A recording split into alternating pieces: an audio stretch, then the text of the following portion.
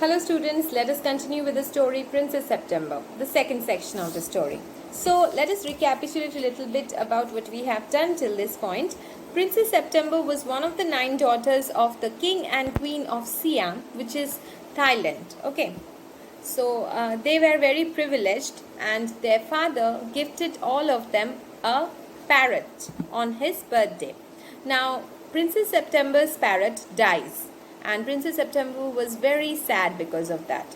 On the very same night, a songbird came and she fell in love with the bird because he sang such marvelous songs. Now, because of the talent of the bird, the other sisters were quite jealous of Princess September. So they put the idea into the head of Princess September to put the bird into a cage. Now we will find out whether Princess September follows their idea or not. Princess September. It seemed to Princess, so open page number 39, okay, of your supplementary reader book. It seemed to Princess September that her little bird had been away a long time. Something might have happened to him. What with hawks and with snares, you never knew what trouble he might get into. So Princess September was worried about her bird and she thought maybe the little bird might not be okay. Maybe there is something wrong with him. Maybe a hawk had attacked him or maybe he had been caught into a trap. Besides, he might forget her or he might take a fancy to somebody else. That would be dreadful. She wished he was safely back again. Suddenly, September heard a tweet just behind her ear and she saw the little bird sitting on her shoulder. He had come in so quietly and alighted so softly that she had not heard him. Okay, so the little bird had come back. Indeed, he had remembered Princess September and he had come back again to her. I wondered what on earth had become of you, said Princess. I thought you would wonder, said the little bird. The fact is, I very nearly didn't come back tonight at all. My father-in-law was giving a party and they all wanted me to stay. But I thought you'd be anxious. I thought you would be worried for me and so I came back. Under the circumstances, this was a very unfortunate remark for the little bird to make because already Princess September was afraid that the little bird might change his mind about being her pet. Okay, and so her fear was a little bit confirmed because he said that I almost didn't want to come back today. September felt her heart go thump against her chest and she made up her mind to take no more risks. She put up her hand and took hold of the bird. The bird suspected nothing and he was so surprised when she carried him over to the cage, popped him in and shut the door on him, that for a moment he could think of nothing to say. He was shocked as much as she had been because her fear was confirmed. She took that drastic step of confounding, of making the bird, keeping the bird inside the cage, something which she had never thought about before. So the bird was also shocked with the way Princess September put him inside the cage. But in a moment or two, he hopped up to the ivory perch and said, "What is the joke? That is this a joke you're making? Why did you let me inside the cage?" "There's no joke, but some of Mama's cats are prowling about tonight, and I think you're much safer in there." So Princess September said that this is not a joke. I thought that I could keep you safe inside the cage because my mother's cats are prowling around. That is, they are looking for something to hunt. They are moving around the palace. They have been set free. So I thought that you'd be more safe if you stay inside the cage. So Princess September gave him a false excuse. "Well, just for this once, I don't mind," said the little bird. "So long as you let me out in the morning. I hope that you let me out in the morning." He ate a very good supper and then began to sing. But in the middle of the song, he stopped. "I don't know what is the matter with me," he said, "but I don't feel like singing tonight."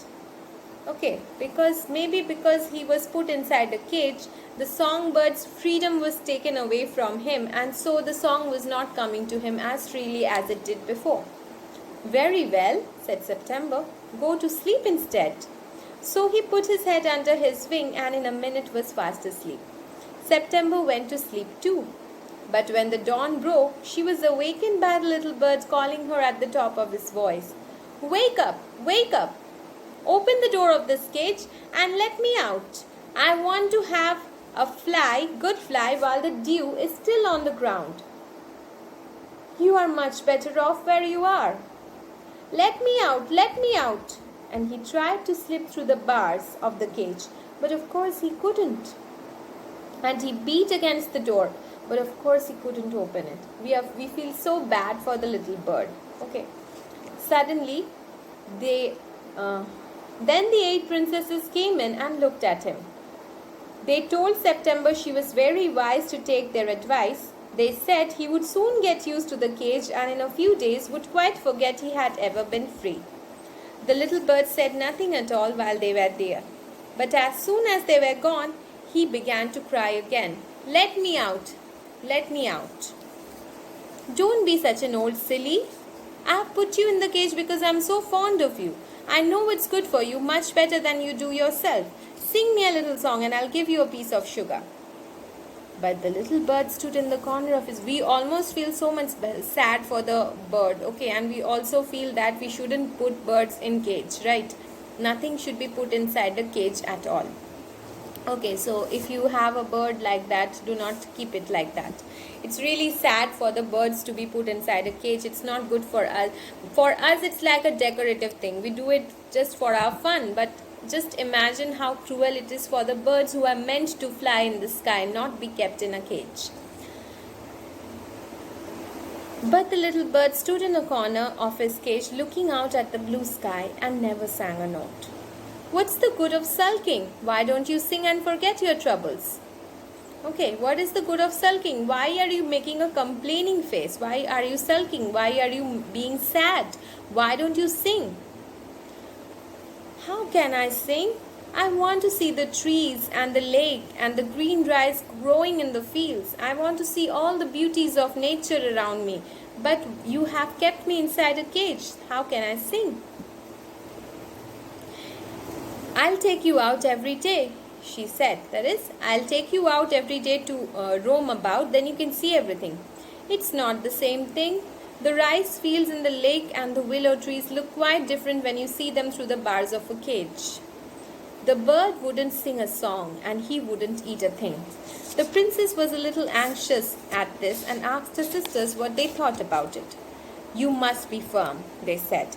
But if he won't eat, he'll die, she answered. That would be very ungrateful of him, they said. He must know that you're only thinking of his own good. If he is obstinate and dies, it will serve him right and you'll be well rid of him. That is, if he is a stubborn bird, then let him die. You are better off without him. September didn't see how that was going to do her very good.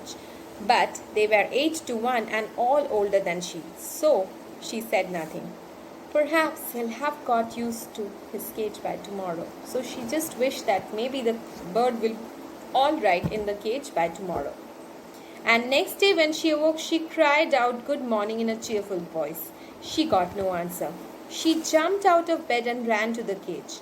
She gave a startled cry, for there the little bird lay at the bottom on his side with his eyes closed, and he looked as if he were dead. She opened the door and putting her hand in, lifted him out. She gave a sob of relief, for she felt that his little heart was beating still. Wake up, little bird, she said. She began to cry and her tears fell on the little bird. He opened his eyes and saw that the bars of the cage were no longer around him. I cannot sing unless I am free, and if I cannot sing, I'll die. The princess gave a great sob. Then take your freedom. I shut you in a golden cage because I loved you and wanted to have you all to myself, but I never knew it would kill you. I love you enough to let you be happy in your own way, and the happiness for a bird is obviously freedom. She threw open the window and gently placed the little bird on the sill. On the sill of the window she placed him. He shook himself a little. "Come and go as you will, little bird. I will never put you in a cage any more." "I will come because I love you, little princess," said the bird, "and I will sing you the loveliest songs I know. I shall go far away, but I shall always come back, and I shall never forget you." He gave himself another shake.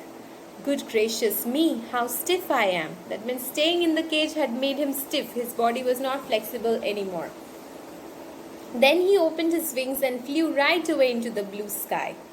But the little princess burst into tears, for it is very difficult to put the happiness of someone you love before your own. And with her little bird far out of sight, she felt all of a sudden very lonely. When her sisters knew what had happened, they mocked her and said that the little bird would never return. They made fun of her, and they said that the little bird will never come back again to you. But he did at last, and he sat on September's shoulder and ate out of her hand and sang her the beautiful songs he had learned while he was flying up and down the fair places of the world. September kept her window open day and night so that the little bird might come into her room whenever he felt inclined, and this was very good for her. So she grew extremely beautiful. And when she was old enough, she married the king of Cambodia and was carried on a white elephant all the way to the city in which the king lived. But his sisters never slept with their windows open, so they grew extremely ugly as well as disagreeable. That means even their temperament was also very bad and they became ugly, unlike Princess September, who grew beautiful because she enjoyed the lovely breath of fresh air and she kept her windows open.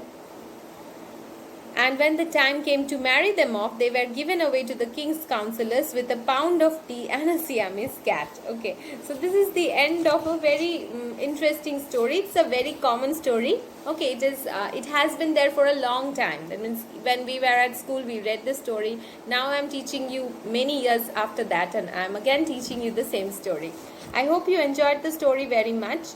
Try to attempt the question answers which are there. They are very easily that means all the answers are quite easy. Short answer type questions are there. So we can discuss the question answers in class as well. Thank you, students.